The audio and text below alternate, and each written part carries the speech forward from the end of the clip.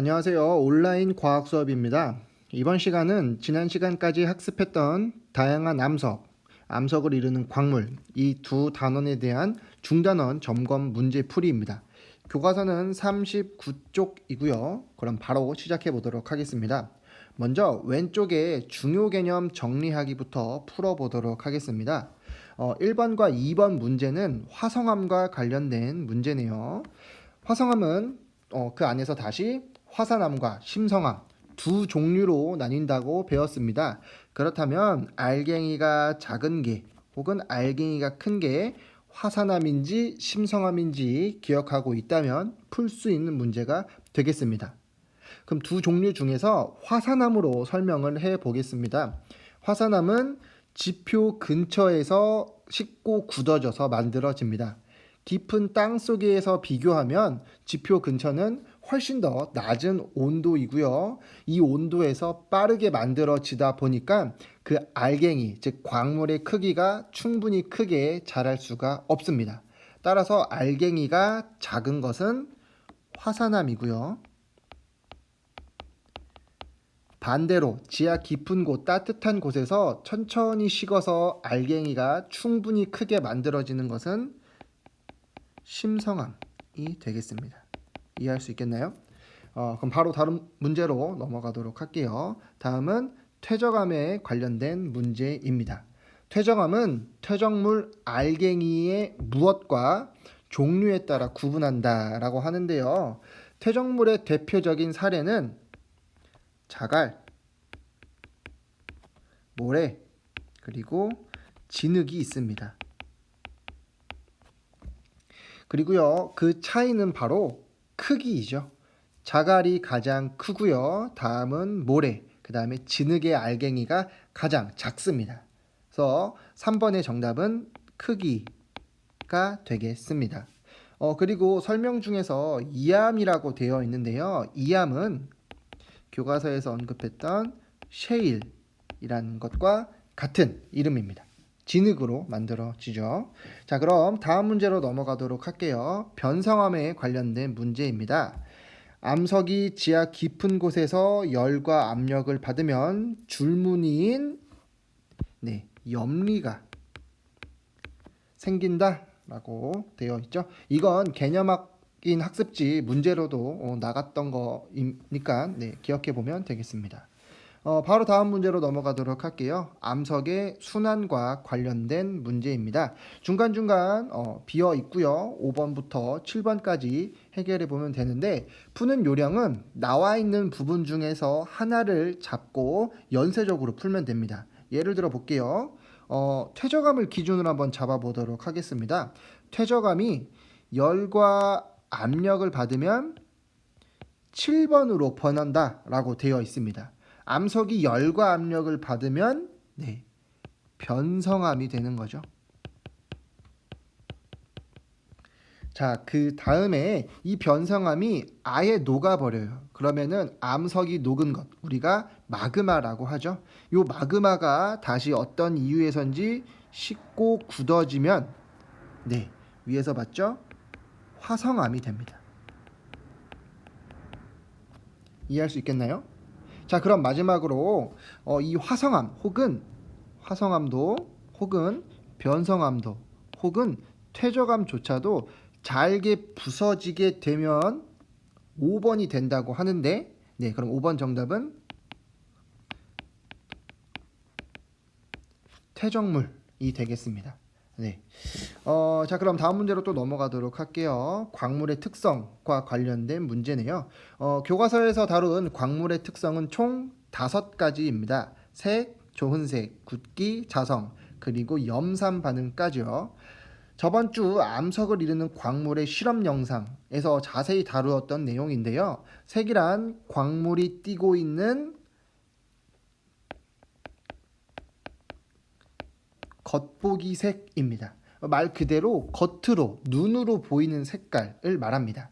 그 반면에 좋은 색은 좋은 판에 긁었을 때 나오는 광물 가루의 색으로 겉보기 색과는 다를 수도 있다고 설명했었죠. 나머지 특성은 한번 읽어보시고요. 마지막 염산 반응 보도록 할게요. 9번은 염산과 반응해서 거품이 발생하는 광물의 예시를 물어보고 있는 문제입니다. 그만한 광물이 무엇이었냐면요. 네, 방해석이었습니다. 자, 그럼 여기까지 해서 중요 개념 정리하기를 마치겠고요. 바로 오른쪽 문제를 풀어보도록 하겠습니다. 네, 문제로 확인하기 1번 문제입니다. 화성암을 다음과 같이 두 종류로 분류한 기준을 쓰시오 라고 되어 있는데요. 우리가 화성암을 두 종류로 분류하는 기준은 어떤 것이 있냐라고 배웠냐면, 첫 번째는 화성암을 이루고 있는 광물의 알갱이의 크기 차원이었고요. 두 번째는 암석의 색깔이었습니다. 암석의 밝기라고도 하고요.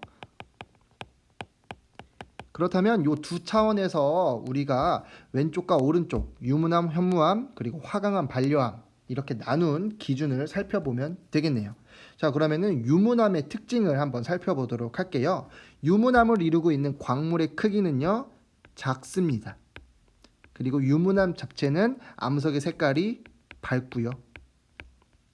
자, 현무암을 보도록 할게요. 현무암을 이루는 광물의 크기는 작습니다. 반면 암석의 색깔은 어둡고요. 이제 화강암으로 넘어갈게요. 화강암은 광물의 크기가 크고요. 그 다음에 암석의 색깔이 밝습니다. 자, 반려암은 광물의 크기는 크고 암석의 색깔은 어둡습니다. 여기까지 필기를 해 보았을 때 왼쪽과 오른쪽으로 구분한 특징을 우리가 볼 수가 있겠죠. 왼쪽 암석들은 공통적으로 광물의 크기가 작습니다. 오른쪽 암석들은 광물의 크기가 크고요. 그렇다면 두 가지 기준 중에서 어떤 걸 기준으로 나눴는지 쓸 수가 있겠죠. 자, 정답은 광물의 크기를 기준으로 나누었다고 할 수가 있습니다. 2번 문제로 넘어가도록 할게요. 2번 문제는 그 퇴적물을 암기만 하면 바로 풀 수 있는 문제여서 바로 문제를 풀어보도록 하겠습니다. 자, 괄호 1번 진흙이 주로 쌓이면 이암이 만들어지죠. 다음에 괄호 2번 모래가 주로 만들어져 쌓인 암석은 사암이 됩니다. 다음 자갈이 주로 있으면 여감이고요. 산호, 조개껍데기, 석회질 물질이 쌓이면 석회암이 만들어진다라고 우리가 배웠습니다. 자, 이해할 수 있겠죠? 자, 그럼 3번 문제로 넘어가도록 하겠습니다. 3번 염리의 특징으로 옳은 것을 보기에서 모두 고르시오. 염리라고 하면은 어떤 암석의 특징인가요? 네, 바로 변성암이죠. 이렇게 필기를 하고 나서 보기를 확인해 보도록 할게요. 기억, 변성암에서 볼 수 있다. 방금 필기했죠? 맞는 보기고요. 니은, 광물의 재배열로 생긴 줄무늬이다 인데요. 광물의 재배열 어떻게 일어나는 거냐면 변성암이 높은 열과 압력을 받게 됩니다. 그러면은 압력을 받은 광물이 재배열을 하게 돼요. 그래서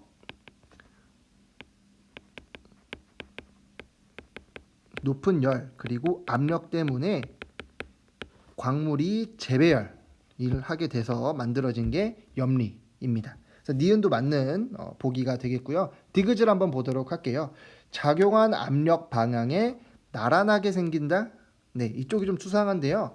염리는 광물 양쪽에서 눌려서 길게 수직으로 늘어나게 되는 겁니다. 따라서 나란하게라는 말은 틀린 설명이고요. 수직하게라고 고치면 맞는 보기가 됩니다. 따라서 디귿은 틀렸어요. 그래서 정답을 모두 고르면 기역과 니은이 되겠습니다. 이해할 수 있겠나요? 네, 그럼 마지막 서술형 문제로 넘어가도록 할게요. 석영과 방해석을 구별하는 방법 두 가지를 쓰시오라고 되어 있는데요. 이거는 저번 주 실험 탐구 영상에서 정리한 내용이네요. 기억해서 한번 써보도록 하겠습니다. 석영 그리고 방해석 겉으로 보이는 색깔은 어떤가요? 네, 둘 다 투명하거나 흰색이죠. 이걸로는 구분할 수가 없고요. 석영의 경우 좋은 판에 긁히지 않아서 좋은 색도 볼 수 없기 때문에 이걸로도 구분할 수는 없습니다.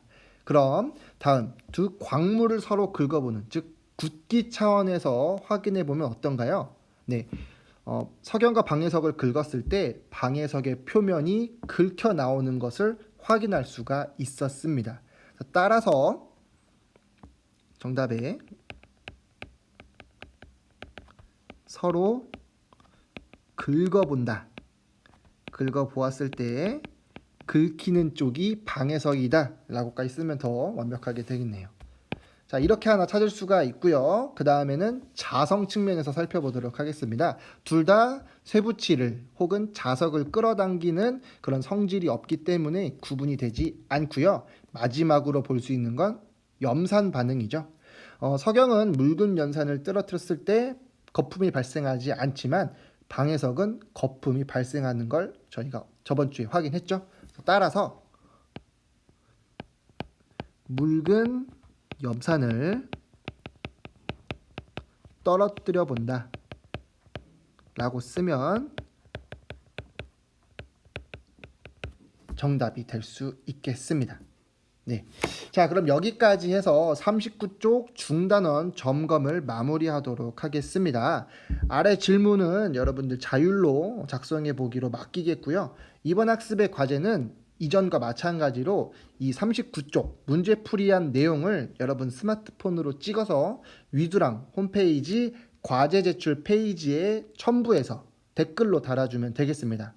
저번에도 했던 내용이고요. 여러분들이 그 당시에 굉장히 많은 학생들이 훌륭하게 과제를 제출해 주어서 선생님이 상당히 뿌듯했었거든요. 이번에도 열심히 해주길 바라겠습니다. 그럼 여기까지 해서 수업을 마치겠고요. 수업을 듣느라 수고했습니다. 고맙습니다.